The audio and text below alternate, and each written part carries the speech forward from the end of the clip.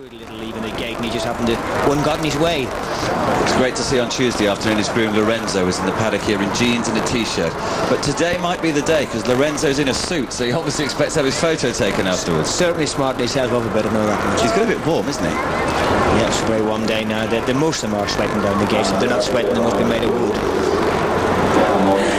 It's warm for the horses and for the stalls handlers as well. We've got lots of emails and texts about them saying they're the unsung heroes of racing. And do they get paid danger money? No, they get paid good wages. But also, who decides what order the horses are loaded into the stalls? Well, they start off with low odds first. They go in, as you can see there, the horses drawn 1, 1, 3, 5, 7 will go in first. And if it's a big field, they'll start on the ones at the other end. The high odd numbers will go in first, and then it goes evens. So odd numbers and then even numbers. And somebody asked me about the whistling down at the start. It's the stalls handlers making Keep them quiet. It's to give them confidence, you know. Okay, well, let's take another check on the market. Big betting heat this. Here's Angus. Well, it's really developing in the last few minutes, Claire, because Belmont's clear favourite now on its own, 9-2, and decisively clear. They've just in the last few moments been piling in the bottom one here. Galeotta at 7-1 from 8. That's another nice move, but it's Belmont, the one I think the bookies fear here, 9-2 from 13-2. Not too many more of them to go for. There's Captain Hurricane. He's only had one run so far this season. There's the Kiddie Kid going in with Jamie Spencer. Cape of Good Hope is taking his position on the far side. Stall number 2, but whoever was drawn in 1, I forgot now, doesn't run, so in fact he is right over on the far side of the starting gates. Oriental still waiting to take a chance. This can be a difficult moment because a lot of these are very buzzy. They want to go in very late, and the jockeys are trying to be the last one in, but not all 5 or 6 can do that, can No, but what the stalls handlers usually get a hold of them together, so they're not too far behind. They're usually within the length of each other, so they go in together. Final 2 going in. Big race of the day. Here's Jim. Thanks, Party. Yes, locked away. They're ready to go for the Golden Jubilee. They're set. Stand and they're racing. The Tattling just a fraction slow on the near side and out in the centre. One of the first away there. Going fast as Keeneland Swan, and also Orientor away pretty well. The Kiddie Kid on the stands rail is right up there, and so too is Belmont, and Mighty Bow blazing a trail on the far side. Antonius Pius is showing plenty of pace, and so too Captain Hurricane, and Cape of Good Hope is in behind them, running inside the half mile. It's Galeotta in the centre, showing the way here from Belmont. Also plenty of pace shown by VAR, and right up there as well the Kiddie Kid. At Lala against the stands rail, and in behind them is Antonius Pius. Cape of Good Hope has come over to the stands rail and is running on well. Mighty Bow alone on the far side, and further back then is Captain Hurricane.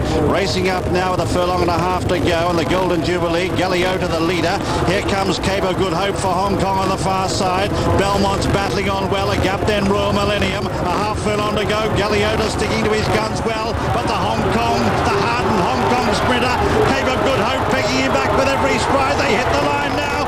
It's Cape of Good Hope who got there. From in second, Galeotta. Third, Belmont. Fourth then was Royal Millennium. Followed then by VAR, and further back was Byron. Then at Lala. They're followed by Quito back in the field. Then the Tattling from Keeneland Swan, Mighty Bow.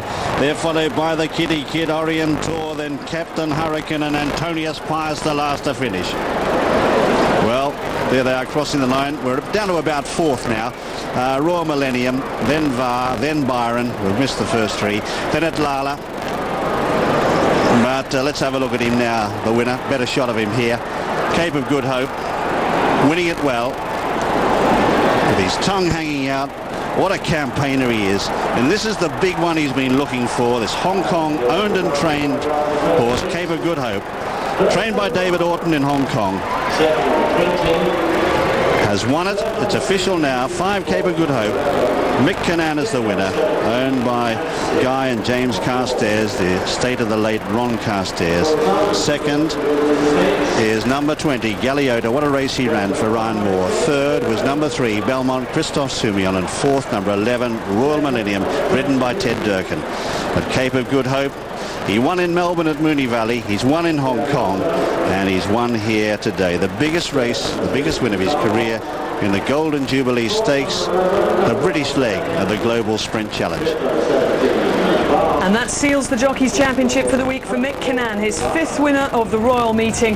Had to battle hard, but Cape of Good Hope, so experienced, 7 years old now, the 2nd year running that he's travelled over to the Royal Meeting. He's run already this week, doesn't bother him at all. Galeotta, who's only a 3-year-old, has put up a marvellous performance, trying to make all the running for Richard Hannon and Ryan Moore, but just done out of it here in the last half furlong.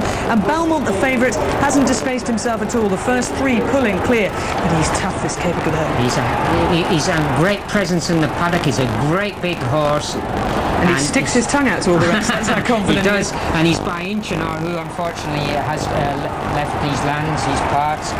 And Inchinor was a tiny little horse, but he gets big strong animals. And this guy, who was trained as a 2 and 3-year-old by David Ellsworth, and then he went over to Hong Kong, and he's had a very, very good career there. Loves the firm ground, and he just got the ground here he likes today. Returned at 6-1. Now, they were betting before the race on whether or not the course record would be beaten. Jim has news. It has been beaten. It's 1:8.58. That shaves 0.24 of a second off the record, previously set by Shelford in the 1992 Duke of York Stakes. So Cape of Good Hope goes into the record books and has won this Group 1, the Golden Jubilee Stakes, for David Oughton from Hong Kong, for the Carstairs family from Hong Kong.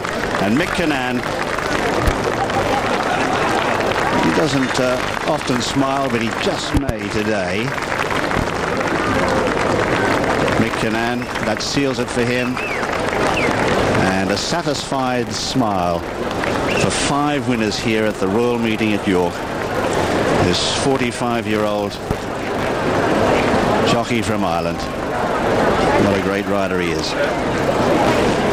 So Cape of Good Hope is on course now, of course, to lift the Global Sprint Challenge as well. So let's have a look at the SPs. First number 5, Cape of Good Hope at 6-1. Second number 20, Galeotta at 15-2. And third number 3, Belmont, the 9-2 favourite. Big gamble on that, but great for international racing. David Oughton's the winning trainer, Mick Kinnan the winning jockey, and Cape of Good Hope has won it at 6-1, part of the Global Sprint Challenge, the Golden Jubilee Stakes, and it's been won by Cape of Good Hope in record time.